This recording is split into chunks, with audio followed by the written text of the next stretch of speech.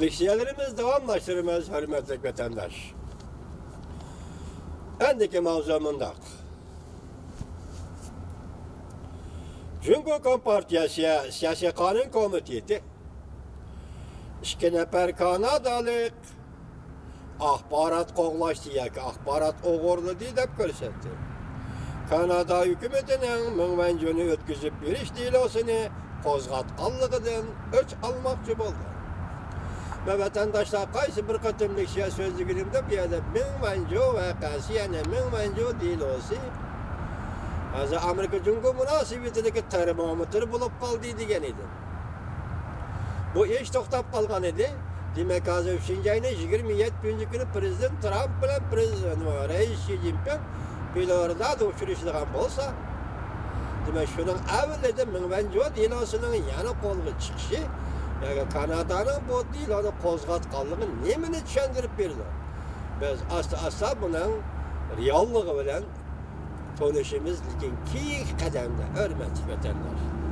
Bugun buning tafsilotini anglab Washington Kanada Adliya Ministerligi o'tgan juma kuni Mingvanjoni Amerikaga o'tkazib berishdan adliya tartiblarini qo'zg'atdi. Cumhuriyet 3-oyning 4-kuni dushanba Kanadaning sobiq diplomati qatorliq 2 nafar kanadalik axborot izlash bilan shug'ullandi, maxfiy axborot to'pladi deb ko'rsatdi.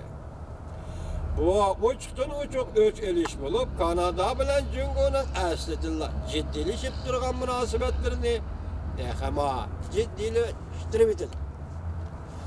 Cumhuriyet matbuotlari bunda xabar qildi. Cumhuriyet Siyasi Kanun Komiteti tor betida mundaq deyildi. Kanadaning sobiq diplomati John Cowrich Cumhuriyetning maxfiy axborotini o'g'irladi. Axborotini o'g'irladi. Hozir shunday tufayli bu deloni ishlash xizmatida ilgirlash bo'ldi dedi Cumhuriyet. Bu komitet mundaq dedi. Cowrich 2017-yildan boshlab odatdagi pasportga savdo vizasi olib, chegaradan kirgan. Cumhuriyetning ichki qismida munosabatlar orqali Cumhuriyetning maxfiy axborotini qo'lga tushirgan. Kanada savdogari Spavor Cowrich bilan axborot berish munosabati o'rnatib, Cowrichni axborot bilan ta'minlagan. Hozir ikki kanadalikning o'tgan jinoyati boshqa bir jinoyat edi. Endilikda bularni siyosat sohasi, ya'ni axborot to'pladi, josuslik qildi degan sohaga olib kiryapti. Cumhuriyetliklar. O'tgan yil 12-oyning 1-kuni Kanada soqchi taraf Amerikaning talabi bo'yicha Huawei shirkatining moliya amaldori Mingvanjoni qo'lga olgan edi. Shuningdek, Cumhuriyet bir qator harakatlarni boshladi. Spavor Cowrich qatorliqlarni qo'lga olib,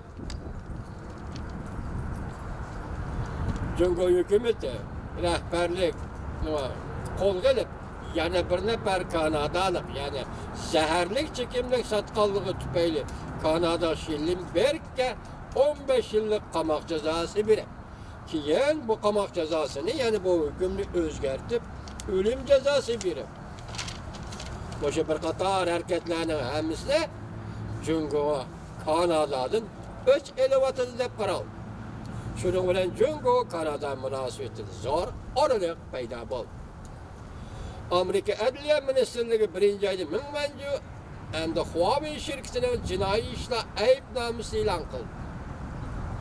Mingvanjoning va uningdagi Huawei shirkatining jinoiy ishlar aybnomasi e'lon qildi. Bu shirkatning savdo maxfiyatiga o'g'irlaganligi va tekshirishga to'sqinlik qilganligini bayon qildi. 3-oyning 1-kuni Kanada Tashqi ishlar Ministerligi bayonot e'lon qilib, Mingvanjoni o'tkazib berish delosini davomlashtirishni tasdiqladi. Mingvanjoni o'tkazib berish adliya tartibini rasmiy qo'zg'atdi. Kanada Adliya Ministerligi bunday ko'rsatdi. Bu qaror deloni tekshirish bo'yicha asoslarni tekshirgandan keyin andan chiqarildi. Kanada Adliya Ministerligi bayonotida bunday ta'kidladi. 3-oyning 6-kuni Kanada, Britaniya, Kolumbiya ülkəsinin Ali Sud Məhkəməsində 60 ayının 6. günü olsa ete. Sot mahkemesi de dokalat anlaşığını yani guahlık veriş ötküzülür. Hüküm ilan kılınmaydı. Cinayeti var ya ki cinayetsiz de kesim ilan kılınmaydı. Çünkü Kanada Adliye Ministerliğinin kararına binaen inkas kaytırdı.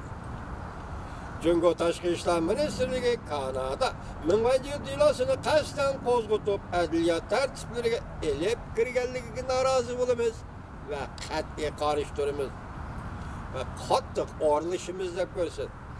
Hem de Amerika Koşmuş Ştatları hükümetinin Münvenci'nin tılgı eliş yok gerçekten kolga eliş Münvenci'nin kolga eliş ötküzüp bir işte talep kılış taleplerini derhal bekar kılış doğrusu da Amerika Koşmuş Ştatları haydakçılık kıldı çünkü. Ve Kanada hükümetinin Münvenci'ni koyup bir işe haydakçılık kıldı çünkü. Bu Münvenci değil olsa hazır kolga elinde kayıtıdan kolga elinde işlevatı diyende bu meselenin sizlerle oturumuz ne dedik? Bir termometre bulup kaldı bu devlet avatları eski münasebetler dedik. Bu iş mi? Çavuşan sohbetinin mağlup boğanlığı mı? Amerika Cumhuriyeti sohbetine kandak tasir görürsünüz diyendek Münvenci değil olsa kayıtı kozgutiş mu? Amerika Cumhuriyeti sohbetine kandak tasir görürsünüz. Bu sualını şunda koyumuz hem de bayda. Bir hadise, yakın bir siyasi hadise bulup oturuğa çıkan iken siz, biz bunu tahmin edilimiz, hürmetli vatandaş.